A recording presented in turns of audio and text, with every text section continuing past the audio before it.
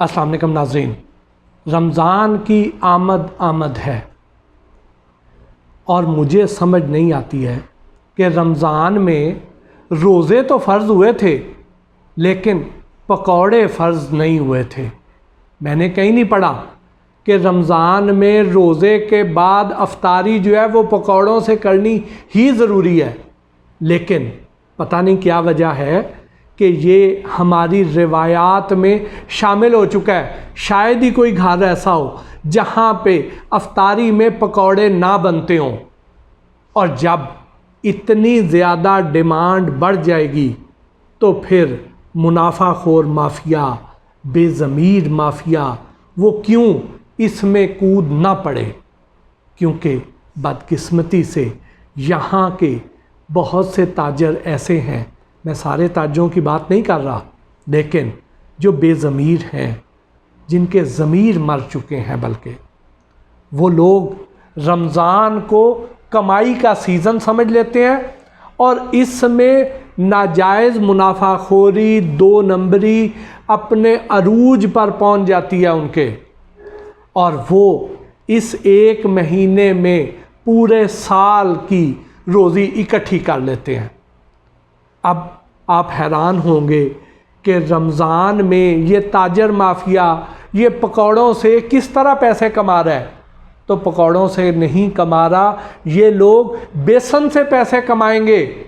और यही high time है कि रमज़ान की आमद से पहले आजकल धड़ाधड़ पाकिस्तान के हर शहर में जो ग्राइंडिंग मशीन्स हैं, जिन्हें हम आम ज़बान में चक्कियाँ कहते हैं, वहाँ पे बेसन की तैयारी हो रही है।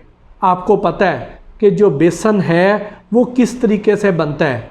वो चने की दाल को अगर पीस लिया जाए तो उससे बेसन तैयार होगा। ये सीधा सीधा फार्मूला है, इसमें कोई और शय नहीं मिलाई जाती। लेकिन ये लोग इसमें से किस तरीके से पैसे कमाते हैं, तो उसका फार्मूला आपको मैं बता देता हूँ कि अकबरी मंडी या होलसेल की मार्केटें जो मुख्तलिफ शहरों में है, वहाँ पे वो वाली दालें जिनको कीड़ा लग जाता है, जो दालें खोखली हो जाती हैं, वो दालें कीड़ों समेत ये चक्कियों वाले जिन्होंने बेसन तैयार करना है वो उठा के ले जाते हैं।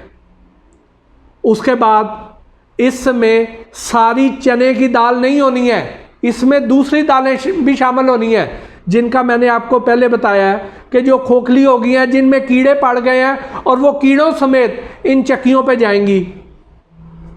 उसके बाद उसमें ये मटरी मिलाते हैं। मटरी क्या चीज़ है कि हमारा मटर जब सीज़न ऑफ हो जाता है, जो मटर पक जाता है, और ये इम्पोर्टेड मटरी भी मिलती है जो कि सस्ती तरीन होती है, जो कि घोड़ों के, गधों के खाने के लिए चारे में इस्तेमाल की जाती है, उनके दाले के लिए इस्तेमाल की जाती है। उस मटरी को लाके उसको भी चने की दाल के अंदर मिक्स कर दिया जाता है। उसकी वजह से चने की दाल का रेट कम हो जाता है। वो मटरी जो है वो भी बेसन की तैयारी में इस्तेमाल की जाती है। अब अगर चने की दाल का रेट 110 रुपये किलो है तो मटरी 70 से 80 रुपये किलो में मिलेगी। फिर आगे आ जाइए कि इसमें मकई के दाने भी डाले जाएंगे, यानी एक ख़ास मिकदार मकई के दानों की वो भी इसमें शामिल कर दी जाएगी। फिर क्या होगा, फिर इसमें जो मूंगी की दाल है वो बिल्कुल बारीक साइज़ की मूंगी की दाल, जो कि अंडरवेट थी, जिसे सोका पड़ गया था, जिसकी नशो नुमा पूरी नहीं हो सकी थी, जिसे जब ये ग्रेडिंग करते हैं एक छानने में डाल के, तो उसमें एक ख़ास साइज़ का दाना जो है उसे ए ग्रेड करार दे दिया जाता है, वो महंगी बिकती है। उसके बाद उसको एक और जाली में से गुजारा जाता है, जो छोटे साइज़ की मूंगी की दाल रह जाती है, वो दोम दर्जे की होती है, और जो बिल्कुल बारीक साइज़ की होती है वो चूँकि कोई भी नहीं ख़रीदता है, वो संभाल ली जाती है, उसको बेसन में डाल दिया जाता है।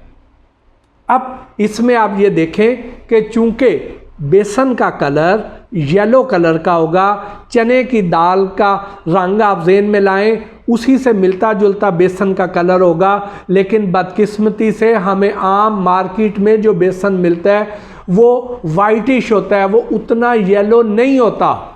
उस बेसन को जब इस तरीके से तैयार कर लिया जाता है तो उसमें थोड़ी सी मिकदार इंडस्ट्रियल कलर की भी डाल दी जाती है। ये इंडस्ट्रियल कलर वो वाला रंग है जो कि दुपट्टे रंगने के काम आता है।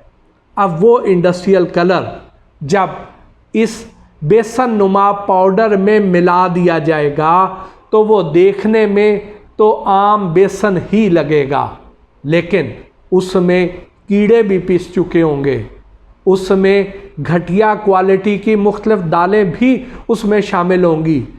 जो खालिस बेसन जो चने की दाल से तैयार किया जाना था, उस तरह का बेसन तो बहुत ही नसीब वालों को मिलता है। बहुत कम ताजर ऐसे हैं जो ईमानदार हैं, जो सही काम करते हैं।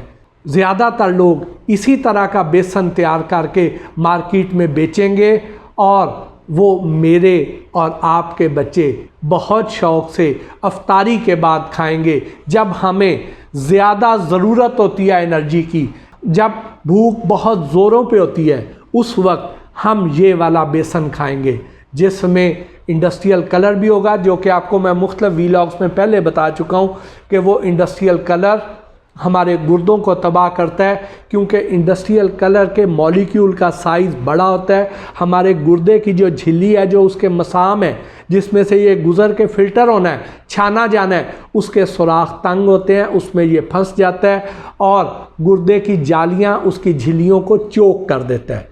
अब अगर इस समय जो दूसरे कीड़े शामिल हैं वो जब पीसे जाएंगे, जब वो शामिल हो जाएंगे, वो न जाने कहाँ कहाँ से कौन से वायरस, कौन से जरासीम अपने साथ चिपका के लाए हुए हैं जो इसमें शामिल होने हैं। आपको यहाँ मुसलसल विंडो में वो सारे विजुअल्स भी नज़र आ रहे होंगे, जहाँ पे एक आम चक्की है, उस चक्की के अंदर आप देख लें कि किस तरह की दालें हैं, किस तरह के कीड़े हैं, यहाँ पे कितनी ज़्यादा काकरोचेज़ की भरमार है। यहाँ पे जो दालें हैं, ये वो वाली दालें हैं जिनका मैंने पहले जिक्र किया है कि ये कीड़ा लगी दालें हैं, वो आई हुई हैं। ये सारी शामिल होके ये बेसन तैयार करेंगे।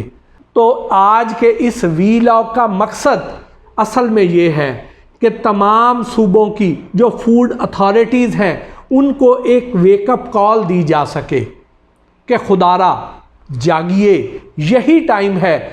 आप रूटीन की चेकिंग ज़रूर कीजिए, लेकिन प्रायोरिटी इन चक्कियों को दीजिए जहाँ पे मुख्तलिफ दालें ला के बेसन तैयार किया जा रहा है। वहाँ की हाइजीन कंडीशंस भी देखिए और ये भी देखिए कि किन अज्जा से ये बेसन तैयार किया जा रहा है।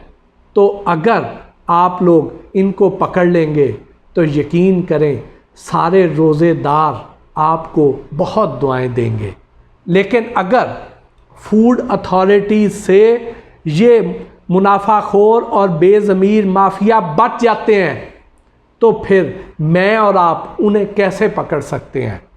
उसके लिए मैं अगला वीलॉग तैयार करूंगा और आपको 3 आसान तरीके बताऊंगा कि जो बेसन फूड अथॉरिटी वालों की चेकिंग से पहले निकल के दुकानों पे आ गया या वहाँ तक फूड अथॉरिटी के लोग नहीं पहुँच सके हैं, तो ऐसा बेसन जब आपके हाथ में आएगा तो आप कौन से 3 आसान तरीके हैं जिससे ये बेसन खुद चेक कर सकते हैं। इसके लिए हमारे अगले वीलॉग का इंतज़ार कीजिए। नाज़रीन, इसके अलावा किसी और मौजू के बारे में अगर आप जानना चाहें तो बराए मेहरबानी हमारे YouTube पर आ जाइए। YouTube का लिंक आपको इस वीडियो में नज़र आ रहा है।